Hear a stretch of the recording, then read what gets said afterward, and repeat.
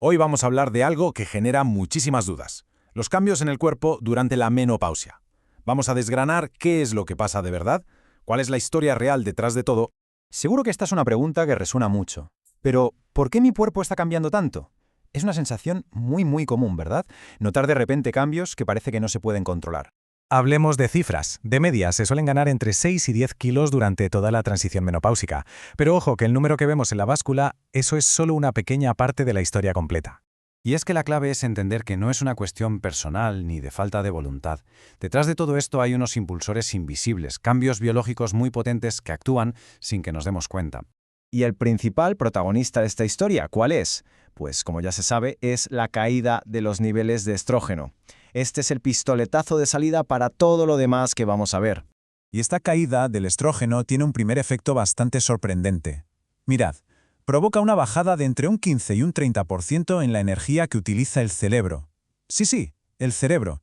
Claro, si el cerebro tiene menos gasolina, por así decirlo, ¿qué pasa? Pues que, de forma totalmente inconsciente, empezamos a movernos menos a lo largo del día. Y esto afecta a algo que los expertos llaman movimiento espontáneo. ¿Qué es esto? Pues básicamente es toda esa actividad que hacemos en el día a día sin pensar en ella como ejercicio. Hablamos de cosas tan sencillas como elegir las escaleras en vez del ascensor, las tareas de casa, trabajar en el jardín o ese paseíto para ir a comprar el pan en lugar de coger el coche. Todo eso suma y sin darnos cuenta se reduce. Pero la cosa no acaba ahí. Esa misma caída de estrógenos juega otra mala pasada. Altera las señales que le dicen al cerebro ¡Eh, ya estoy lleno! Esas señales se vuelven más débiles, menos eficaces. Entonces, tenemos la mesa puesta. Nos movemos menos casi sin querer y las señales de saciedad no funcionan tan bien. La consecuencia lógica parece ser ganar peso. Pero aquí es donde tenemos que cambiar el chip. La clave no es el peso, es la composición corporal. Pensemos en esto. El peso en la báscula es como el titular de una noticia. Te da una idea general, pero muy poca información.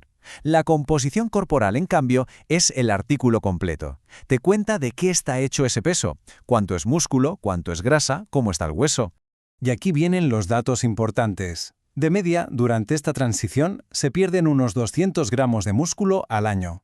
A eso se le suma una pequeña pérdida de masa ósea y, a cambio, una ligera ganancia de grasa. ¿Se entiende el cambio? No es solo engordar. De hecho, esta combinación tan particular, la de perder músculo y a la vez ganar grasa, tiene su propio nombre técnico. Se llama sarcobesidad. Es una mezcla de sarcopenia, que es la pérdida de músculo, y obesidad. Vale, y ahora vamos a otro de los grandes temas. No es solo que se gane grasa, es dónde se pone, porque una de las cosas que más se notan es que tiende a acumularse en la zona del abdomen. Y esto, de nuevo, tiene una explicación biológica muy clara. En la edad fértil, el estrógeno actúa como un director de orquesta y manda la grasa a las caderas y los muslos, un mecanismo de protección. Cuando el estrógeno baja en picado, ese director de orquesta desaparece, y la consecuencia es que ahora cualquier exceso de energía se almacena mucho más fácilmente en el abdomen, y esa es la famosa grasa visceral. Y es súper importante entender que esta grasa visceral no es como la que tenemos bajo la piel. No, esta está en el interior, rodeando los órganos, y es muy activa a nivel metabólico. Y lo que es peor, es muy inflamatoria y es la que realmente puede afectar a la salud a largo plazo. De hecho, hay una medida de referencia. Se considera que un perímetro abdominal por encima de los 85 centímetros ya es un indicador de que puede haber un exceso de esta grasa visceral y, por tanto, de los riesgos que conlleva. Bueno, después de escuchar todo esto, es fácil pensar qué panorama. Pero nada de eso. La idea no es alarmar, sino todo lo contrario. Entender por qué pasan las cosas es precisamente lo que nos da el poder para actuar. Es el momento de tomar el control. Y la estrategia es bastante clara. Se apoya en tres pilares fundamentales. Primero, si el cuerpo tiende a moverse menos, hay que hacer un esfuerzo consciente por aumentar el movimiento diario. Segundo, para luchar contra esa pérdida de músculo, la herramienta clave es el entrenamiento de fuerza. Y tercero, en la nutrición, el foco debe estar en alimentos que sacien y que ayuden a reducir esa inflamación. Y todo esto nos lleva a un cambio de mentalidad que es, para mí, crucial. Hay que redefinir lo que significa tener éxito. En esta etapa de la vida, como dice esta frase, mantenerse es un gran éxito. ¿Por qué? Porque mantenerse significa que se está luchando activamente contra toda esa cascada de cambios. No es no hacer nada, es hacer muchísimo.